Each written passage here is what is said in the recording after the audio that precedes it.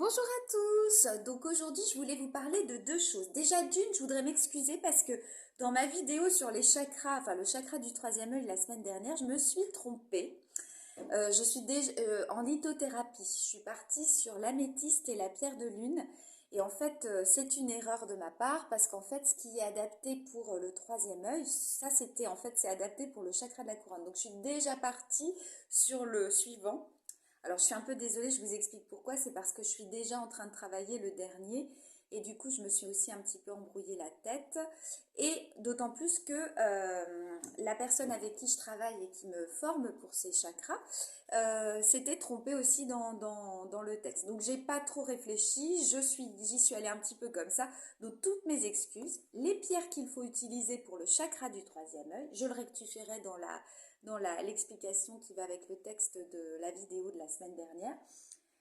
Alors, je ne les ai pas là, mais vous avez le lapis lazuli, notamment la sodalite par exemple. Donc ce sont des pierres qui sont d'un bleu, le bleu nuit justement, parce que c'est vrai que quand on regarde les couleurs que je vous avais indiquées, on était loin de l'indigo. Voilà, partez sur ces couleurs-là. Et puis si jamais vous avez besoin d'un conseil pour choisir la pierre en question, n'hésitez pas à demander au lithothérapeute chez qui vous vous rendez pour pour vous faire conseiller.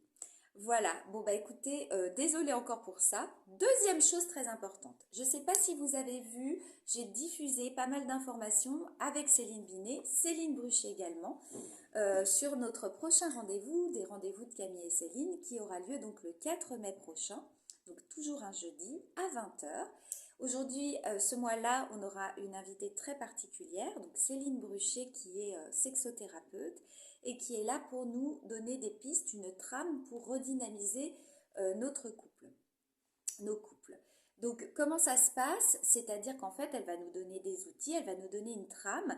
Ça concerne tout le monde, parce que si vous n'êtes pas concerné aujourd'hui, peut-être que vous le serez un jour. Ça peut aussi donner des pistes, ça permet aussi de rencontrer une sexothérapeute et de se rendre compte que la sexothérapie, ce n'est pas que lié à la sexualité, c'est lié aussi à l'émotion et donc au psychisme. Et le mental est très important. Parce qu'en fait, le symptôme d'une sexualité qui est atteinte, on va dire, dans le couple, c'est un symptôme d'un mal-être qui est plus psychologique. Donc à ce moment-là, c'est intéressant peut-être d'avoir la trame en question. Alors n'hésitez pas à venir, c'est gratuit. Je vous mets le lien d'inscription dans la bio. Vous l'avez également hier si vous avez besoin d'un peu plus d'informations. N'hésitez pas non plus à vous abonner,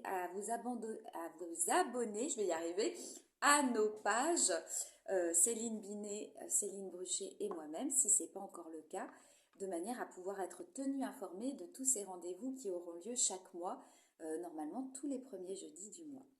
Voilà, et écoutez, je vous souhaite une bonne journée et je vous dis à la semaine prochaine. Au revoir.